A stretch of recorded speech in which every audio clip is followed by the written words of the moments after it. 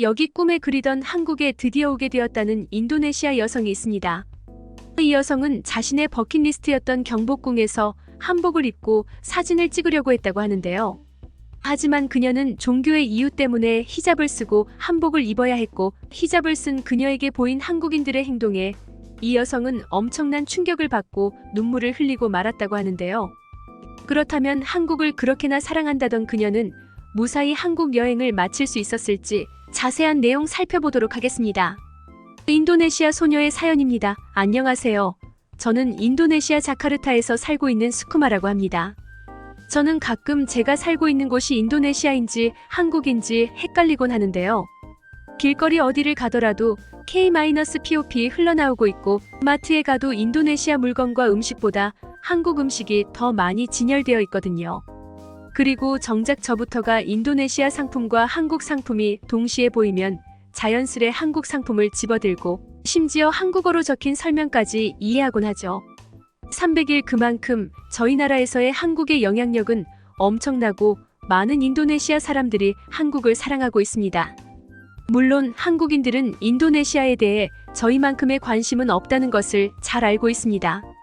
그도 그럴 것이 인도네시아 정부가 한국 정부를 상대로 잘못을 저지르기도 했고, 한국 문화가 너무 우수하다 보니 한국에는 인도네시아의 문화가 비집고 들어갈 틈도 보이지 않거든요.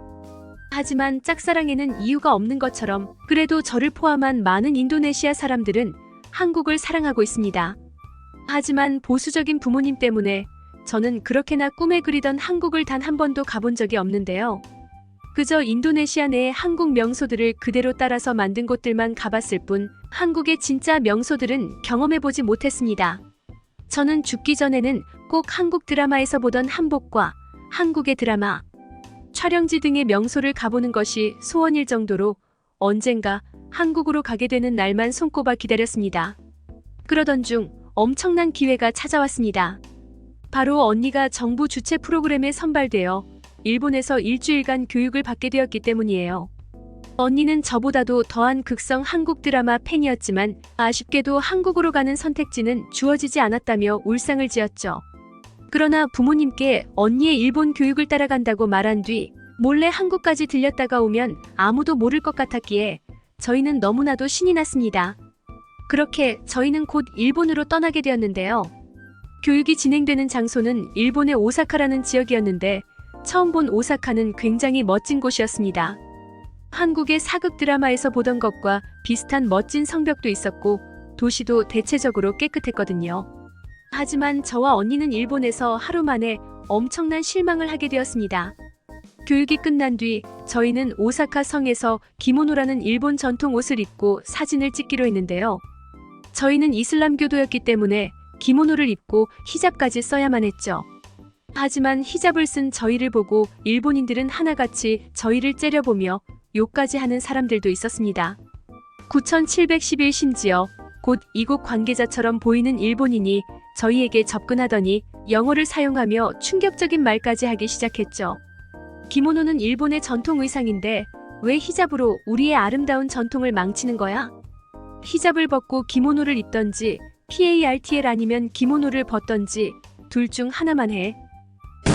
저희는 종교의 자유를 언급하며 함의했으나 일본인들은 이슬람이 무슨 종교냐며 당장 너희 나라로 꺼지라며 저희를 비난할 뿐이었습니다.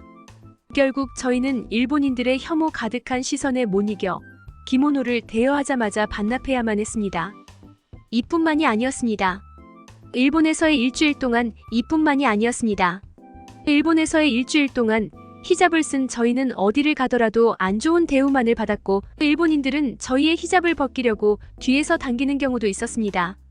심지어 히잡을 썼다는 이유만으로 물건 구매를 거부당하고 건물 출입을 거부당하는 일까지 겪자 저희는 일본에서 더 이상 돌아다니기가 두려워졌습니다. 그들은 다양성을 절대로 인정하지 않았거든요. 솔직히 저는 살면서 이 정도의 모진 차별은 처음 당해봤고, 그렇게나 좋아하던 한국 여행도 포기한 채 그냥 인도네시아로 돌아가고 싶었습니다. 그만큼 제 심신은 콩 완전히 피폐해졌거든요. 하지만 언니는 한국을 한번 믿어보자며 지금 도망가 버린다면 정말 끝이라고 말하면서 제게 용기를 북돋아줬습니다. 결국 저는 언니 손에 이끌려 한국으로 가게 됐죠. 그리고 숙소에 짐을 놓자마자 한국 드라마에서 봤던 경복궁을 보러 갔습니다. 역시나 경복궁은 일본에서 봤던 그 어떤 문화재보다 훨씬 멋있었고 저와 언니는 한국 궁궐의 아름다움과 웅장함에 눈을 떼지 못했습니다. 그런데 그렇게 경복궁에서 좋은 시간을 보내고 있을 때 언니가 갑자기 충격적인 제안을 해오기 시작했는데요. 그녀는 그렇게나 꿈에 그리던 한국 궁궐에 왔는데 한복을 입고 사진 한 장 찍어야 하는 거 아니겠냐고 말했거든요. 저는 일본에서의 경험이 떠올라 두려워졌고 언니에게 한복은 입지 말고 그냥 구경만 하다 가자고 했습니다. 하지만 언니는 단호했어요. 한국 드라마의 엄청난 팬이었던 언니는 어떤 차별을 받더라도 반드시 한복은 입어봐야겠다고 고집을 부렸거든요. 결국 저는 언니의 고집을 이겨내지 못했고 그렇게 한복 대여점에서 한복을 빌리게 되었습니다. 그리고 역시나 한국인들은 히잡을 쓰고 한복을 입은 저희를 쳐다보기 시작했죠. 솔직히 그때 저는 정말 울고 싶어졌습니다. 한국인들이 히잡 때문에 저희를 차별한다고 생각했거든요. 저는 한국을 사랑해서 이곳으로 여행 왔는데 히잡을 썼다는 이유만으로 저를 차별하다니 너무 속상했죠. 언니도 한국인들의 시선을 느꼈는지 저보고 연신 괜찮다고 말해주며 사진만 찍고 옷을 갈아입자며 저를 달래줬습니다. 그런데 그때 갑자기 어떤 중년의 한국 여성이 저희에게 다가오는 거 아니겠어요? 저는 일본 오사카성에서 쫓겨났던 경험이 떠올라 두 눈을 질끈 감았습니다. 그리고 이내 그 한국인 여성은 저희에게 충격적인 말을 해오기 시작했습니다. 그녀는 유창한 영어를 사용하며 저희가 한복을 잘 못 입었다고 말했거든요. 그러고는 틀어진 긴 모양을 다시 잡아주고 치맛자락이 왼쪽으로 가도록 정리해 주셨죠. 그렇게 저희의 한복을 정리해준 그녀는 저희 보고 한복이 너무 잘 어울려서 꼭 한국인 같다고 말하며 그 자리를 떠났습니다. 히잡을 쓴 채로 한국 전통 의상을 입은 저희를 보고도 호의를 베풀어 주다니 저와 언니는 정말 어안이 벙벙해졌습니다. 하지만 한국인들의 놀라운 친절은 여기서 끝이 아니었어요. 한국인들은 서로에게 사진을 찍어주던 저희 자매에게 오더니 사진을 직접 찍어주겠다고 말하며 저희를 위해 기꺼이 시간을 빌려줬거든요. 심지어 이들은 사진 한두 장도 아니고 저희를 위해 10분은 투자해주며 이곳저곳에서 아낌없이 사진을 찍어줬습니다. 물론 한국인들의 사진 실력은 정말 전문 사진가 수준으로 최고였죠. 그리고 몇몇 한국인들은 한복을 입은 저희 보고 예쁘다고 말해주는 등 믿기지 않는 친절을 베풀어줬습니다. 저는 한국에 대해 무척이나 잘 알고 있고 한국인들도 일본처럼 이슬람에 대한 시선이 그리 곱지만은 않다고 들었는데 어떻게 한국인들은 저희에게 차별 없는 친절한 모습만 보여줄 수 있는지 저는 정말 감동을 받았습니다.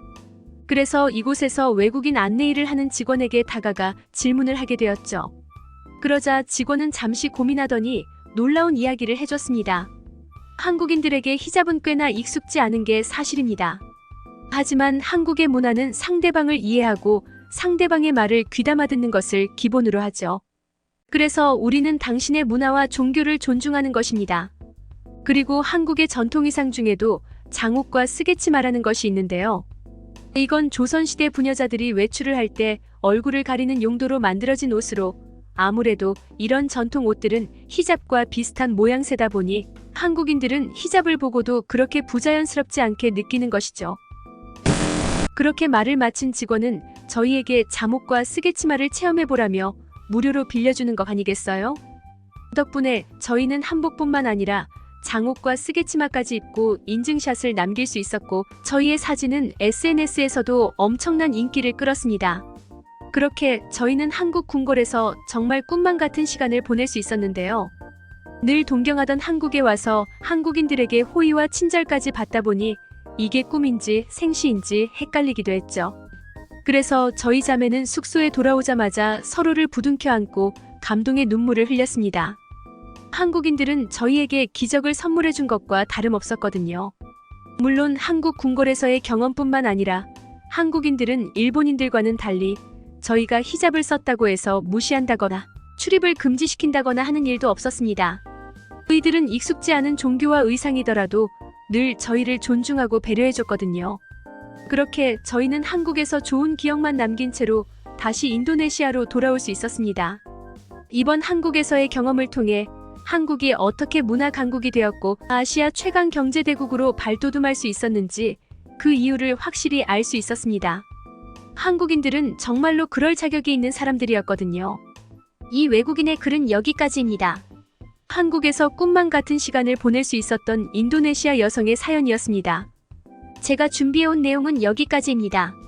끝까지 시청해주셔서 진심으로 감사드리며 여러분들의 구독과 좋아요, 알림 설정은 영상 제작에 큰 힘이 됩니다.